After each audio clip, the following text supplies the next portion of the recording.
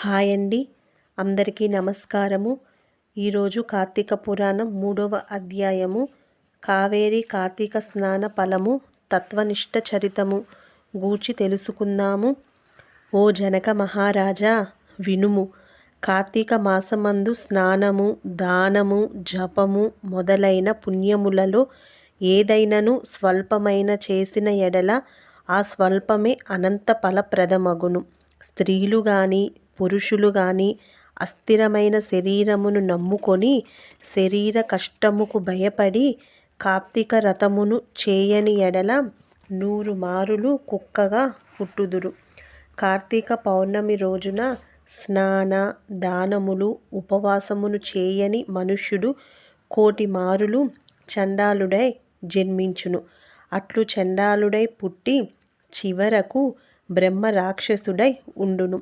ఈ విషయమున పూర్వ కథ కలదు, చెప్పెదను వినుము. ఆ ఇతిహాసము తత్వనిష్ఠుని దై యున్నది కనుక దానిని వినుము. ఆంధ్రదేశమందు తత్వనిష్ఠుడను ఒక బ్రాహ్మణుడు కలడు. అతడు సమస్త శాస్త్రములను చదివినవాడు, అబద్ధమాడనివాడు, ఇంద్రియములను జయించినవాడు, సమస్త ప్రాణులందు దయగలవాడు, తీర్థయాత్రలందు ఆసక్తి గలవాడు. రాజా, ఆ బ్రాహ్మణుడు ఒకప్పుడు తీర్థయాత్రకు పోవుచు గోదావరి తీరమందు ఆకాశము నంటి ఉన్నట్లుండు ఒక మర్రి చెట్టు మీద 3 బ్రహ్మ రాక్షసులను చూసెను. ఆ బ్రహ్మ రాక్షసులకు తల వెంట్రుకలు పైకి నిక్కియున్నవి, నోరు వికటముగా ఉన్నది, శరీరము నల్లగా ఉన్నది, ఉదరము కృశించియున్నది, నేత్రములు గడ్డము ముఖము ఎర్రగా ఉన్నవి, దంతములు పొడుగుగా ఉన్నవి, చేతిలో కత్తులపైన పుర్రెలు కలిగి సర్వ జంతువులను భయపెట్టుచుండిరి. ఆ రాక్షసుల భయము చేత ఆ వత వృక్షమునకు 6 క్రోశముల దూరము లోపల మనుష్యులు పక్షులు మృగములు సంచరించుటయే లేదు. అవట సమీపమందు పర్వత సమాన శరీరులగు ఆ బ్రహ్మ రాక్షసులు నిత్యమును పశువులు పక్షులు మృగములు మొదలైన జంతు జాలముల యొక్క ప్రాణములకు భీతిని గొల్పు భయంకర శబ్దములను చేయుచుండెడి వారు.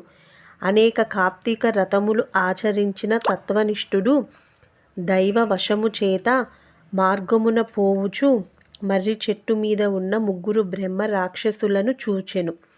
తత్వనిష్ఠుడు భయపడి శ్రీహరి పాదార విందములను స్మరించుచు, దేవేశ నన్ను రక్షించుము, లోకేశ నారాయణ నా మొర ఆలకించుము, సమస్త భయముల నశింపచేయు దేవా నా భయమును పోగొట్టుము, నాకు నీవే దిక్కు, నీవు తప్ప నన్ను రక్షింప సమర్థులు ఎవ్వరునూ లేరు.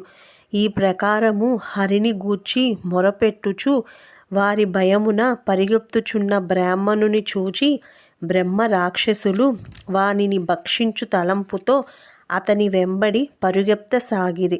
ఇట్లు కొంత దూరం పోగానే వెనుకకు తిరిగిన ఆ బ్రాహ్మణుని దర్శనం వలన బ్రహ్మ రాక్షసులకు జాతి స్మృతి కలిగినది.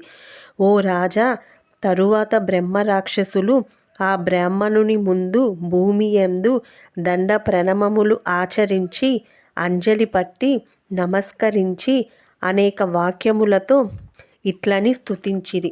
బ్రాహ్మణోత్తమ, మీ దర్శనం వలన మేము పాపరహితులము అయితిమి. మీ రాక మాకు ఉపకారము కొరకైనది, అది న్యాయమే. మహాత్ములు జీవించుట యాత్ర చేయుట లోకమును ఉద్ధరించుట కొరకే ఉపకారము కొరకే అగును కదా. బ్రాహ్మణుడు ఈ మాటలను విని భయమును వదిలి మంచి మనస్సుతో ఇట్ల అనియే, మీరెవ్వరు, ఏ కర్మ చేత మీకిట్టి వికృత రూపములు కలిగినవి? లోక నిందితమైన ఏ కర్మను మీరు పూర్వమందు చేసినారు? భయమును వదిలి సర్వమును నాకు చెప్పుడు. తరువాత రాక్షసులు తాము చేసిన నింద్య కర్మలను వేరువేరుగా తలుచుకొని ఆ బ్రాహ్మణునితో ఇట్లని విన్నవించిరి. మొదటి బ్రహ్మ రాక్షసుడు ఇట్లు పలికెను, అయ్యా, నేను పూర్వజన్మయందు ద్రావిడ దేశంలో మందరమను గ్రామమునకు గ్రామాధికారిని.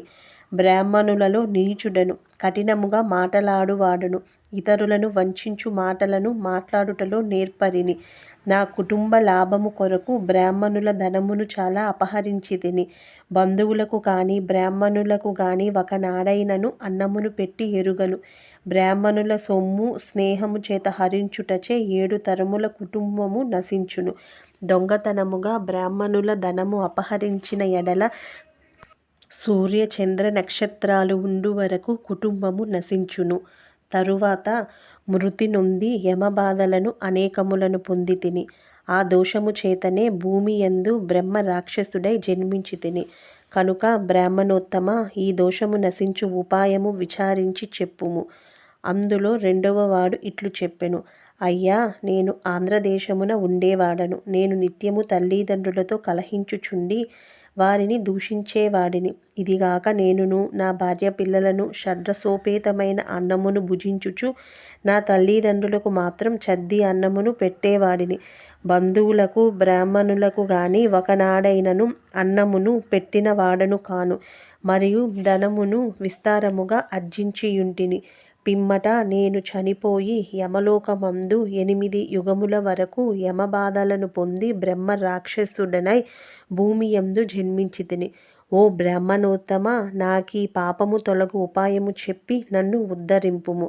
తరువాత మూడవ వాడు నమస్కరించి తన స్థితిని ఇట్లు చెప్పెను. అయ్యా, నేను ఆంధ్రదేశ నివాసిని, బ్రాహ్మణుడను, విష్ణు ఆలయమునందు స్వామికి అర్చకుడను.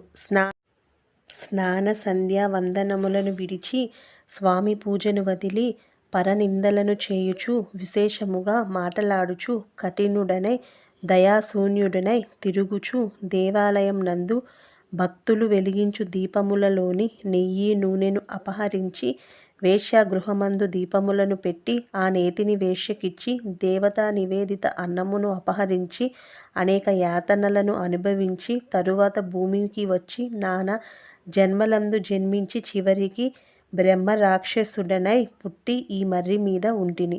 కనుక సమస్త భూత దయా పరబ్రాహ్మణోత్తమ, నన్ను రక్షించుము. నాకీ బ్రహ్మ రాక్షస జన్మమును నశింపచేయుము. తత్వనిష్ఠుడు ఇట్లు బ్రహ్మ రాక్షసుల మాటలను విని ఆశ్చర్యం నొంది, మీకు కొంచెమైనను భయము లేదు, మీ దుఃఖము నేను పోగొట్టెదను. నేను కార్తీక స్నానము పోవుచున్నాను, నాతో మీరు కూడా రండి అని వారిని తీసుకొని పోయి కావేరీ నదిలో బ్రహ్మ రాక్షసుల నిమిత్తం రాక్షసులచే స్నానము చేయించి వారికి బ్రహ్మ రాక్షసత్వమును నశింపచేసెను. అముకానాం బ్రహ్మ రాక్షసత్వ నివారణార్థం అస్యాం కావేర్యాం ప్రాతస్నానమహం కరిష్యే. ఇట్లు సంకల్పం చేసి ఆ బ్రాహ్మణుడు విధిగా స్నానము చేసి ఆ రాక్షసుల కొరకు ఆ ఫలమిచ్చెను. ఆ క్షణముననే ఆ ముగ్గురు దోష విముక్తులై దివ్య రూపములను ధరించి వైకుంఠ లోకమునకు పోయిరి. ఓ జనక మహారాజా, వినుము. మోహము చేతగాని అజ్ఞానము చేతగాని కార్తీక మాసమున శుక్ర నక్షత్రము ఉదయించున్నప్పుడు అనగా తెల్లవారుజామున సూర్యోదయ కాలమందు కావేరీ నది యందు స్నానము చేసి పిమ్మట శ్రీ విష్ణు పూజను చేసిన వానికి 10,000 యజ్ఞములు చేసిన ఫలము కలుగును. ఇందుకు సందేహం లేదు. కార్తీక మాసమందు ఏదో ఒక ఉపాయం చేత కావేరి స్నానమును తప్పక చేయవలెను. కార్తీక మాసమందు దామోదర ప్రీతిగా ప్రాతస్నానం చేయని వాడు 10 జన్మలందు చండాలుడై జన్మించి తరువాత ఊరపందిగా జన్మించును. కాబట్టి స్త్రీ గాని పురుషుడు గాని కార్తీక మాసమందు ప్రాతస్నానమును తప్పక చేయవలెను. ఈ విషయమే ఆలోచన చేయవలసిన పని లేదు అని చెప్పెను. ఈ 3వ రోజు అధ్యాయము పూర్తి అయింది. ఈ వీడియో గనక మీకు నచ్చితే తప్పకుండా నా ఛానల్ని సబ్స్క్రైబ్ చేసుకోండి. ఈ వీడియోని లైక్ చేయండి, షేర్ చేయండి. Thank you.